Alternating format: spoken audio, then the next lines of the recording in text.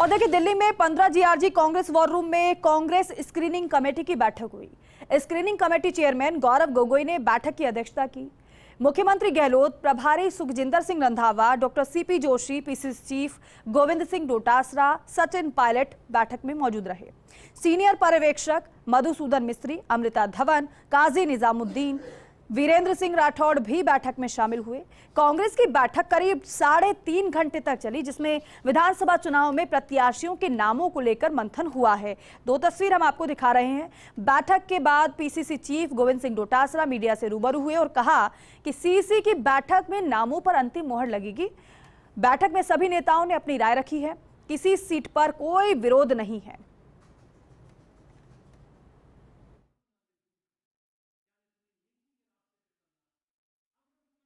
केंद्रीय election committee हमारी है, CEC है, उसकी बैठक होगी। उसके बाद में स्क्रीनिंग 2-4 दिन में कभी भी हो सकती है, जब भी समय देगा अलग बात। स्क्रीनिंग कमेटी की दोबारा मीटिंग होती है, बैठते ही रहेंगे हम।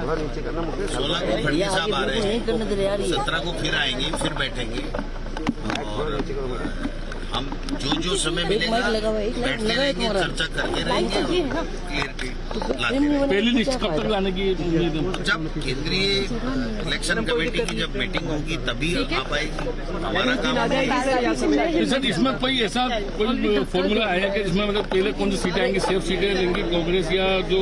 नहीं, देखो वो तो सब पे विनेबिलिटी भी देखते हैं, सहमति भी देखते हैं, सारी चीजें देखी जाती हैं। हर चीज के ऊपर एंगल पे चर्चा करके फिर CG को हम तो स्क्रीनिंग कमेटी को सुझाव देते हैं और स्क्रीनिंग कमेटी का काम है कि वो किस तरीके से आगे CC में लेकर। हम मेंबर हैं इसलिए हम हमारी राय देते हैं। काम गोगोई साहब का और उनके दोनों जो साथी हैं उनका काम है कि वो क्या पैनल लेके जाते हैं CEC। कुछ सीटों पर कोई विरोध भी, आपस में विरोधाभास भी है? नहीं, विरोध का काम ही नहीं है। सब एकदम आनंद में सहमति से सबने अपने अपने सुझाव दिए और उसके बाद में सबने साथ नाश्ता किया और सब एकदम एंजॉय करें, क्योंकि हम जीत रहे हैं भाई।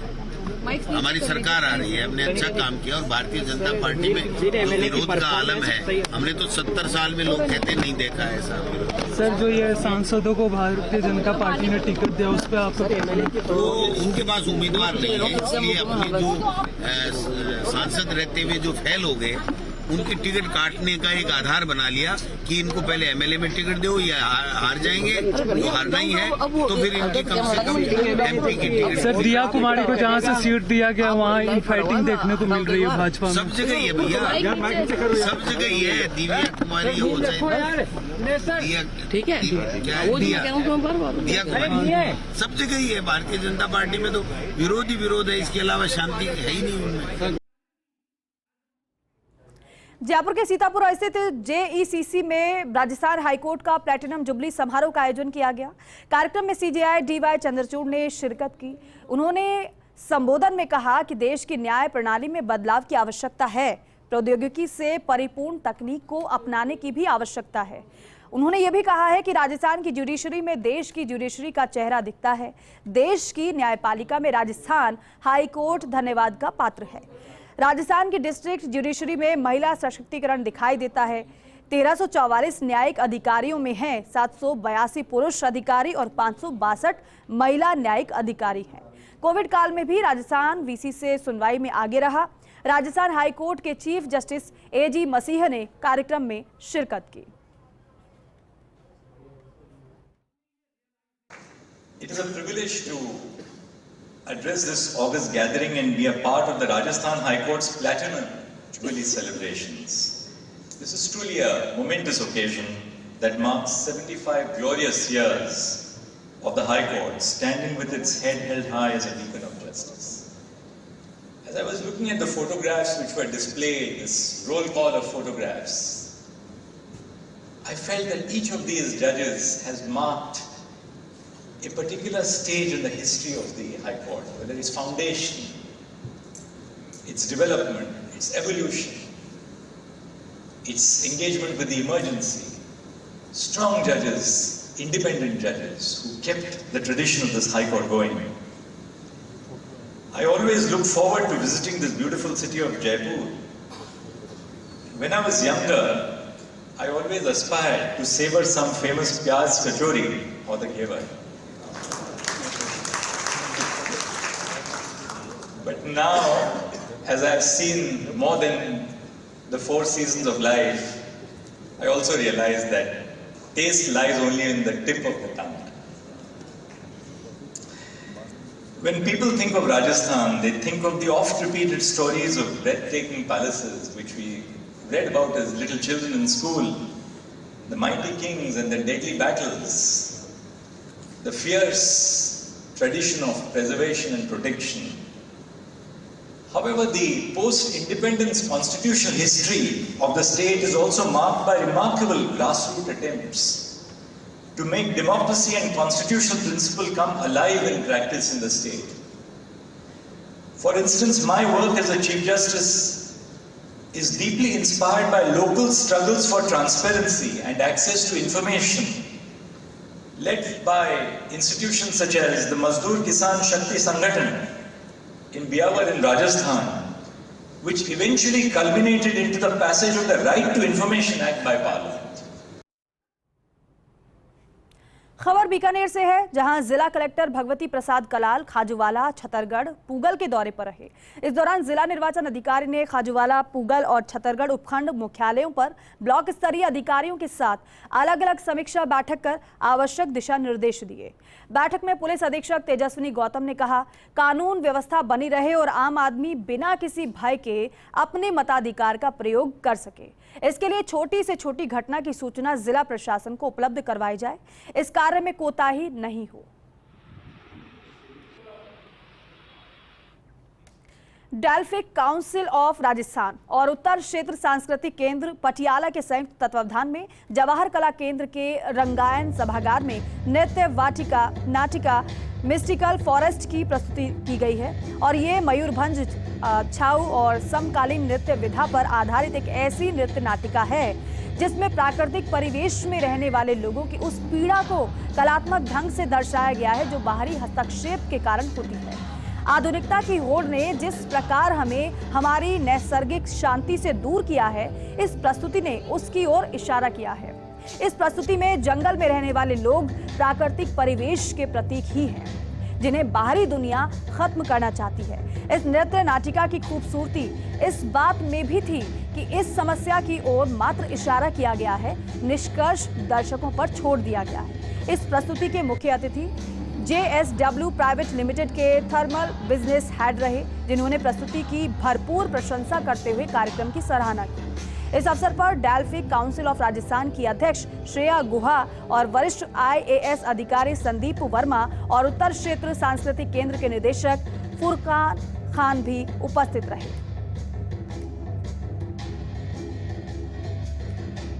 इस बार क्रिकेट विश्व कप पुलिस को भारी पड़ रहा है, फिर चाहे पुलिस किसी भी राज्य की हो या किसी भी थाने की हो। दरअसल इस बार सट्टेबाजों ने ऐसा नया ट्रेंड अपनाया है सट्टेबाजी का, जिससे पुलिस अफसरों तक के होश उड़े हुए हैं। देखिए रिपोर्ट। इस बार क्रिकेट विश्व कप पुलिस को भारी पड़ रहा है, फिर चाहे पुलिस किसी भी राज्य की हो या किसी भी थाने की। दरअसल इस बार सट्टेबाजों ने ऐसा नया ट्रेंड अपनाया है सट्टेबाजी का कि पुलिस अफसरों तक होश उड़े हुए हैं। सटोरियों को पकड़ रहे हैं तो पता चल रहा है कि एक ही बार में एक साथ 40 से 50 हजार लोगों को सट्टा खिलाया जा रहा है। ये नया सिस्टम तेजी से बढ़ रहा है। दरअसल DST कालवाड़ थाना पुलिस और जिले के पुलिस अधिकारियों ने मिलकर रेड की थी। कालवाड़ में एक घर में रेड कर पुलिस ने 3 आरोपी पकड़े। उनके पास से एक car, 3 laptop, 1 modem, 2 Bluetooth, 1 passport, 10 mobile, 30 SIM और करोड़ों रुपए का हिसाब किताब मिला है। क्रिकेट मैच पर सट्टा लगाने वाले सटोरियों ने बदला अपना ट्रेंड। पुलिस से बचने के लिए अब सब कुछ ऑनलाइन। एक साथ हजारों लोगों को सट्टा खिला रहे बुकी। पहले आईडी सेल करके लूट रहे लाखों, फिर आईडी के जरिए खिला रहे दाम। कालवाड़ थाना पुलिस ने किया खुलासा। इस तरह का अपराध यहाँ पर ऑनलाइन सट्टे के रूप में किया जा रहा था। इसकी आसूचना अपने CST को मिलती है, तो उन्होंने थाना पुलिस के सहयोग से कालवाड़ क्षेत्र के अंदर एक फ्लैट पर दबिश दे करके 3 आरोपी गिरफ्तार किए हैं, जो बेसिकली ऑनलाइन सट्टे के माध्यम से लोगों के साथ में ठगी कर रहे थे। उनको पकड़ करके उनके मुकदमा दर्ज किया गया है और उनसे गहनता से अनुसंधान किया जा रहा है, ताकि उसमें जुड़े हुए अन्य साथियों के विरुद्ध भी उनकी पहचान की जा करके प्रभावी कार्रवाई की जा सके। पुलिस अधिकारियों की माने तो कमिश्नरेट की साइबर टीम इन सटोरियों पर नजर बनाए हुए है और सूचना मिलते ही पुलिस लगातार कार्रवाई कर रही है। लेकिन सटोरिये पुलिस से बचने के लिए शहर के दूर दराज वाले इलाकों को चुनते हैं। ऐसे में अब सभी थानाधिकारियों को भी इस बात के निर्देश दिए गए हैं कि वे अपने अपने इलाकों में सटोरियों और बुकियों पर नजर रखें। साथ ही जेल में बंद सटोरियों से भी पूछताछ कर इनके ठिकानों पर रेड करें। साथ ही साथ आयुक्तालय में सभी थानाधिकारियों को निर्देशित किया गया है कि इस संबंध में आसूचना डेवलप करें और प्रभावी कार्रवाई ऑनलाइन सट्टे के विरुद्ध भी की जाए। आयुक्तालय के समस्त अधिकारियों को इसमें निर्देशित किया गया है कि ऑनलाइन सट्टे जैसी अवैध गतिविधि की सूचना अगर मिलती है तो भी कार्रवाई करें, न मिलती है तो आसूचना डेवलप करके इनके विरुद्ध प्रभावी कार्रवाई करें। सट्टे के इस बदले ट्रेंड के बाद अब पुलिस भी एक्टिव मूड में आ गई है। कालबाड़ थाना इलाके में गिरफ्तार किए गए आरोपियों से पूछताछ की जा रही है। साथ ही जब्त किए गए मोबाइल और लैपटॉप का डेटा भी खंगाला जा रहा है, जिससे कि शहर के अलग अलग इलाकों में बैठे ऐसे शातिरों को भी गिरफ्तार किया जा सके। फर्स्ट इंडिया न्यूज के लिए जयपुर से सत्यनारायण शर्मा की रिपोर्ट। और देखिए, जयपुर में काले धन को लेकर हर जुबान पर एक ही सवाल है, कितना निकला माल। जी हां, गणपति प्लाजा की है ये खबर, जहां रॉयरा लॉकर्स में ब्लैक मनी का राज कब खुलेगा ये तो अभी नहीं कहा जा सकता, लेकिन इतना जरूर है कि जांच एजेंसी लॉकर की तफ्तीश में लगी हुई है। लॉकर से जुड़ी सभी जानकारियां जुटाकर लॉकर धारकों की लिस्ट तैयार की जा रही है, जिन्हें पूछताछ के लिए बुलाया जा सकता है। हालांकि रॉयरा में ईडी और आयकर विभाग की कार्रवाई की सूचना पर कई लॉकर धारक अपना लॉकर चेक करने पहुंचे, लेकिन उन्हें एंट्री नहीं दी गई। जयपुर के बाहर से लॉकर देखने आए लोगों को भी वापस लौटना पड़ा। उधर लॉकर खोलने वाले कर्मचारी ने करीब 5 घंटे तक रॉयरा लॉकर्स में बिताए। इस दौरान बेनामी लॉकर खुलवाने की बात सामने आई है, लेकिन आपको ये बता दें कि सांसद डॉक्टर किरोड़ी लाल मीणा के लॉकर्स में 500 करोड़ रुपए की ब्लैक मनी और 50 लाख का सोना होने के दावे पर शुक्रवार शाम को ईडी और आयकर विभाग की टीम ने छापेमारी कर जांच शुरू कर दी थी। अलवर एसीबी ने अलवर जेल में कार्रवाई करते हुए 20,000 की रिश्वत लेते हुए जेल के मुख्य प्रहरी को रंगे हाथों गिरफ्तार किया है। एसीबी के एएसपी पीयूष दीक्षित ने बताया है कि जयपुर निवासी मनोज सैनी ने शिकायत दी थी कि उसका मित्र बहरोड निवासी सुरेश यादव अलवर जेल में बंद है और उसे परेशान नहीं करने और मारपीट नहीं करने की एवज में अलवर जेल के मुख्य जेल प्रहरी हेड कांस्टेबल रामअवतार शर्मा 70,000 की मांग कर रहे थे। एसीबी की टीम ने बीती रात को ही इस शिकायत का सत्यापन कर लिया और सत्यापन सही पाए जाने पर मुख्य जेल प्रहरी रामअवतार शर्मा जेल स्थित क्वार्टर में ही 20,000 की रिश्वत लेते गिरफ्तार कर लिए गए। बाकी के पैसे फोन पे पर डलवाने की बात भी सामने आई है। उन्होंने बताया है कि आरोपी से पूछताछ की जा रही है। कल दिनांक 13 तारीख की शाम को परिवादी मनोज सैनी रेजिडेंट ऑफ जयपुर ने हमारे को एक शिकायत दी है, जिसमें उन्होंने बताया कि अलवर जेल के अंदर उनका कोई मित्र है सुरेश यादव, वो बंदी है और उसको परेशान नहीं करने, मारपीट ना करने के लिए दबाव डालकर इनसे पैसा मांगा जा रहा है। इन्होंने अपनी शिकायत में 70,000 रुपये का डिमांड होना बताया है। हम लोगों ने कल इसका रात को ही सत्यापन करवाया और सत्यापन से आज इन्होंने ये पैसे लेकर डिमांड किया था। आज इनको बुलाया था परिवादी को। मुख्य प्रहरी रामअवतार शर्मा अलवर जेल ने इनसे आज अपने बैरक में 20,000 रुपये नगद देते हुए इनको हमने ट्रैप किया है रंगे हाथों। शराब खरीदने हनुमानगढ़ आए अजमेर व इंदौर के 2 व्यापारियों को बंधक बनाकर करीब 1.5 लाख रुपए की नकदी, सोने की चेन व मोबाइल फोन छीनने के मामले में टाउन पुलिस ने एक आरोपी को गिरफ्तार किया है। इस मामले में पुलिस 2 आरोपियों को पूर्व में गिरफ्तार कर चुकी है। प्रकरण पिछले साल सितंबर माह का है। टाउन पुलिस थाना के एसआई कल्पना ने बताया है कि 16 सितंबर 2022 को भूपेंद्र जैन अजमेर ने मुकदमा दर्ज करवाया था। पूर्व में 2 आरोपियों को गिरफ्तार कर न्यायिक अभिरक्षा में जेल भिजवाया जा चुका है। अब इस मामले में तीसरे आरोपी हितेश भोजेवाला को गिरफ्तार किया गया है। उसे कोर्ट में पेश कर 4 दिन की पीसी रिमांड मंजूर करवाया। रिमांड अवधि के दौरान आरोपी की निशानदेही पर वारदात में प्रकरण प्रयुक्त गाड़ी बरामद की गई है। प्रकरण में फरार चल रहे अन्य आरोपियों की तलाश की जा रही है। बदमाशों ने मिलकर बदमाशों ने एक प्लान बनाया था और इनको अपने जाल में फंसा के स्क्रैप के नाम पे यहाँ बुला लिया था। उनके साथ भूपेंद्र जैन के साथ उनके जो रिश्तेदार हैं, जिनका नाम है ज्ञानेंद्र जैन, वो भी आए थे यहाँ पे और उनको ये जो बदमाश लोग हैं ये अपनी गाड़ी में डालकर माल दिलाने के नाम पर लेकर चले गए थे और वाया कच्चे रूट होते हुए ये लोग उसको गंगानगर इलाके में लेके चले गए थे, राजियासर तहसील में। प्रतापगढ़ में हाईवे पर निजी बस खड़े ट्रेलर में जा घुसी। हादसे में 4 लोगों की मौत हो गई है, जबकि 18 यात्री घायल हो गए हैं। ग्रामीणों और पुलिस ने घायलों को तो अस्पताल पहुंचा दिया है। घायलों का जिला अस्पताल में इलाज भी जारी है। भीषण हादसे की सूचना पर कलेक्टर डॉक्टर इंद्रजीत यादव और एसपी अमित कुमार मौके पर पहुंचे। जानकारी के अनुसार बस में भक्त सांवलिया जी और शनि महाराज के दर्शनों के लिए निकले थे, तभी झरनिया और कचोटिया के बीच सड़क किनारे खराब ट्रेलर में तेज रफ्तार बस जा घुसी।